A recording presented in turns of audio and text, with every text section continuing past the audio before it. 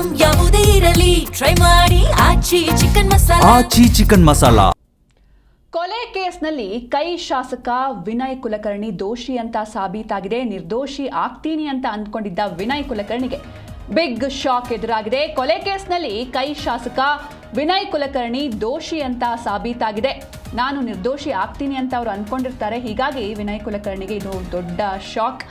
ರಾತ್ರಿ ಇಡೀ ನಿದ್ದೆ ಮಾಡದೆ ಚಿಂತೆ ಮಾಡ್ತಾ ಇದ್ರಂತೆ ವಿನಯ್ ಕುಲಕರ್ಣಿ. ಆಬ್ವಿಯಸ್ಲಿ ಯಾರಿಗೆ ಆದರೂ ಜೈಲಿಗೆ ಹೋದ ಮೇಲೆ ನಿದ್ದೆ ಬರೋದಿಲ್ಲ.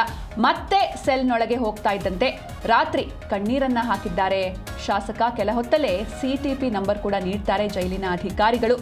ರಾತ್ರಿ ಇಡೀ ನಿದ್ದೆ ಮಾಡದೆ ಚಿಂತೆಯನ್ನ ಮಾಡ್ತಾ ಇದ್ರಂತೆ ವಿನಯ್ ಕುಲಕರ್ಣಿ. ಹಾಗೆ ಮತ್ತೆ ಸೆಲ್ನೊಳಗೆ ಹೋಗ್ತಾ ಇದ್ದಂತೆ ರಾತ್ರಿ ಕಣ್ಣೀರನ್ನ ಹಾಕಿದ್ದಾರೆ. ಹೊರಗೂ ಕೂಡ ಅವರ 3 ಮಕ್ಕಳನ್ನ ನೋಡಿ ಕಣ್ಣೀರಿಟ್ಟಿದ್ರು. ಯಾವಾಗ ಈ ಒಂದು ಅಪರಾಧಿ ಅನ್ನೋದು ಘೋಷಣೆ ಆಗುತ್ತೆ, ಹೊರಗಡೆ ಕೋರ್ಟ್ನಿಂದ ಹೊರಗಡೆ ಬಂದಾಗ 3 ಮಕ್ಕಳನ್ನ ಕಂಡು ಕಣ್ಣೀರು ಹಾಕ್ತಾರೆ. ತದನಂತರದಲ್ಲಿ ಜೈಲೊಳಗೂ ಕೂಡ ರಾತ್ರಿ ಇಡೀ ಮಲಗದೆ ಕಣ್ಣೀರನ್ನ ಇಟ್ಟಿದ್ದಾರೆ ಶಾಸಕ. ಈ ಬಗ್ಗೆ ಹೆಚ್ಚಿನ ಮಾಹಿತಿಯನ್ನು ನೀಡ್ತಾರೆ ನಮ್ಮ ಪ್ರತಿನಿಧಿ ವಿಶ್ವನಾಥ್ ಎನ್ ಹರಿಹರ. ವಿಶ್ವನಾಥ್, ಇನ್ನು ನಿನ್ನೆ ಯಾವ ರೀತಿ ಕಾಲ ಕಳೆದ್ರು ವಿನಯ್ ಕುಲಕರ್ಣಿ ಅವರು ಜೈಲಲ್ಲಿ ಅಂತ?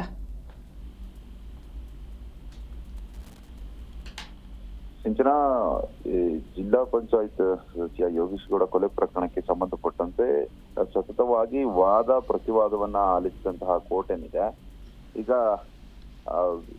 ಈ ಶಾಸಕರು ಅಂದ್ರೆ ಇದುವರೆಗೂ ಕೂಡ ನಾನು ಕೇಸಿನಿಂದ ಖುಲಾಸೆ ಆಗ್ತೇನೆ, ಬಚಾವ್ ಆಗ್ತೇನೆ ಅನ್ನೋ ನಿಟ್ಟಿನಲ್ಲಿ ಸಾಕಷ್ಟು ಆಸೆಯನ್ನ ಇಟ್ಕೊಂಡಿದ್ದಂತಹ ವಿನಯ್ ಕುಲಕರ್ಣಿಗೆ ಈಗ ಶಾಕನ್ನ ಕೊಟ್ಟಿರುವಂತದ್ದು.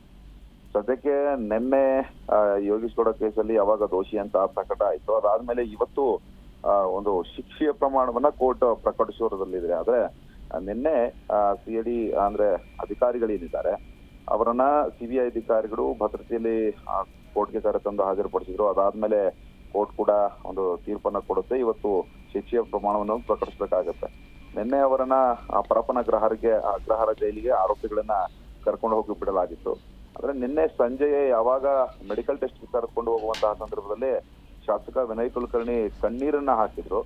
ರಾತ್ರಿ ಇಡೀ ಈಗ ಅವರು ಒಂದು ಸೆಲ್ನಲ್ಲಿ ನಿದ್ದೆ ಮಾಡದೇನೆ ಚಿಂತೆಗೀಡಾಗಿದ್ರು ಅನ್ನೋ ಮಾಹಿತಿ ಕೂಡ ಸಿಗ್ತಾ ಇದೆ. ಮತ್ತೆ ಸೆಲ್ ಒಳಗೆ ಹೋಗ್ತಾ ಇದ್ದಂತೆ ರಾತ್ರಿ ಇಡೀ ಕಣ್ಣೀರನ್ನ ಹಾಕಿ ತನ್ನ ಒಂದು ಪರಿಸ್ಥಿತಿ ಹೀಗಾಯ್ತಲ್ಲ ಅಂತ ಅವರು ನೋವಿನಲ್ಲೇ ಇದ್ರು ಅನ್ನೋದು ಮಾಹಿತಿ ಕೂಡ ಸಿಗ್ತಾ ಇರುವಂತದ್ದು. ಇನ್ನು ರಾತ್ರಿ 10 ಗಂಟೆ ಒಳಗಾಗಿ ಎಲ್ಲರಿಗೂ ಕೂಡ CTP ನಂಬರ್ ಅನ್ನ ಜಿಲ್ಲಾಧಿಕಾರಿಗಳು ಕೊಟ್ಟಿದ್ದಾರೆ. ಮತ್ತು ನಿನ್ನೆ ಮಧ್ಯಾಹ್ನ ಕೋರ್ಟ್ ಬಳಿ ಊಟ ಮಾಡಿದ್ರು ಶಾಸಕರು. ಅದಾದ್ಮೇಲೆ ಮೆಡಿಕಲ್ ಟೆಸ್ಟ್ ಮಾಡೋದಕ್ಕೂ ಕರ್ಕೊಂಡು ಹೋಗುವಂತಹ ಸಂದರ್ಭದಲ್ಲೂ ಕೂಡ ಆತಂಕದಲ್ಲಿದ್ರು. ಯಾವಾಗ ಅಪರಾಧಿಗಳು ಅಂತ ಕೋರ್ಟ್ ಪ್ರಕಟಣೆ ಮಾಡಿದ್ರು ಅವಲ್ಲೇ ಗದ್ಗದಿರಾಗಿದ್ರು. ಸದ್ಯಕ್ಕೆ ಇವತ್ತು ಮಧ್ಯಾಹ್ನದ ಹೊತ್ತಿಗೆ ಮತ್ತೆ ಈ ಎಲ್ಲಾ ಆರೋಪಿಗಳನ್ನು ಕೂಡ ಕರ್ಕೊಂಡು ಬಂದು ಕೋರ್ಟ್ಗೆ ಹಾಜರುಪಡಿಸಿದ್ದಾರೆ. ಕೋರ್ಟ್ಗೆ ಹಾಜರುಪಡಿಸಿದಂತಹ ಸಂದರ್ಭದಲ್ಲಿ ಅವರಿಗೆ ಶಿಕ್ಷೆಯ ಪ್ರಮಾಣ ಕೂಡ ಪ್ರಕಟ ಆಗುತ್ತೆ. ಒಟ್ಟಾರೆಯಾಗಿ ತಾನು ಒಬ್ಬ ಆಗಿದ್ಕೊಂಡು ಈಗ ಕೊಲೆಯ ಒಂದು ಕೇಸ್ನಲ್ಲಿ ಅಪರಾಧಿಯಾಗಿ ಆ ಶಿಕ್ಷೆಯನ್ನು ಎದುರಿಸಬೇಕಾಗಿರುವಂತದ್ದು ಈಗ ವಿನಯ್ ಕುಲಕರ್ಣಿ ಅವರಿಗೆ ನುಂಗಲಾರದ ತುತ್ತಾಗಿದೆ. ಹೀಗಾಗಿನೇ ಅವರು ರಾತ್ರಿ ಎಲ್ಲ ನಿದ್ದೆಗೆಟ್ಟು ಸಾಕಷ್ಟು ಕಣ್ಣೀರನ್ನು ಕೂಡ ಹಾಕಿರೋ ಬಗ್ಗೆ ಮಾಹಿತಿ ಲಭ್ಯ ಆಗ್ತಾ ಇರುವಂತದ್ದು. ಇವತ್ತು ಮಧ್ಯಾಹ್ನದ ನಂತರ ಎಷ್ಟು ದಿವಸಗಳ ಕಾಲ ಎಷ್ಟು ವರ್ಷಗಳ ಕಾಲ ಅವರಿಗೆ ಶಿಕ್ಷೆ ಪ್ರಕಟಣೆ ಆಗುತ್ತೆ ಅಂತ ಕಾದು ನೋಡ್ಬೇಕಾಗಿದೆ. ಓಕೆ, ಥ್ಯಾಂಕ್ ಯು ವಿಶ್ವನಾಥ್ ನಿಮ್ಮೆಲ್ಲ ಡೀಟೇಲ್ಸ್ಗಾಗಿ.